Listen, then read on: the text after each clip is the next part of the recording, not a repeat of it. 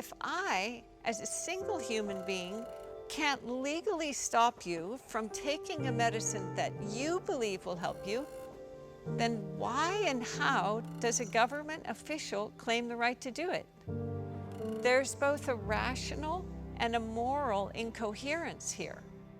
If I don't have the moral right to do a certain thing, and my neighbor doesn't have the right to do it either, how could we possibly have given somebody else, government or anybody else, the right to do it? Morality doesn't work that way. If it's wrong for me and him and him and him and him and him, it's wrong for anybody, including government. Even if they have constitutions, even if they have elections, even if they call it legislation, it's still wrong. You can't make something bad into something good by doing a bunch of weird pseudo-religious rituals and calling it law. It's still wrong. The majority of people who enable authoritarian injustice are not trying to be bad, but they've been taught to believe that obedience is a virtue, that paying your taxes is a good thing, that obeying the law is a good thing.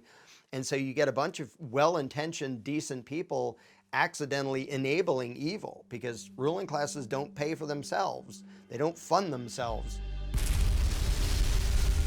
You would never convince people to reach in their pockets and come up with the money to go invade 7 countries in the Middle East. It would never happen without the notion of centralized authority as a state, as an authoritarian government.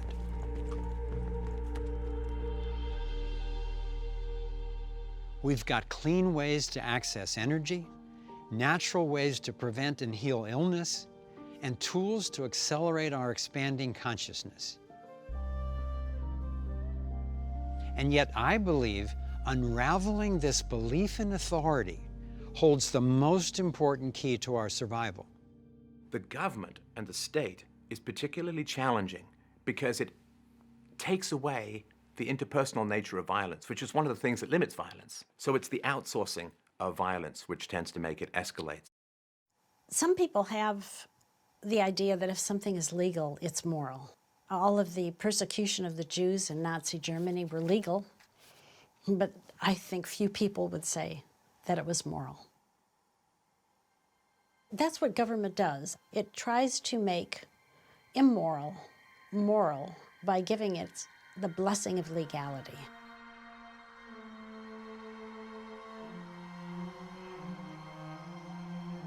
More than 200 million people were killed just by their own governments, not even counting war, in the last 100 years. And obviously that's not what proponents of government want.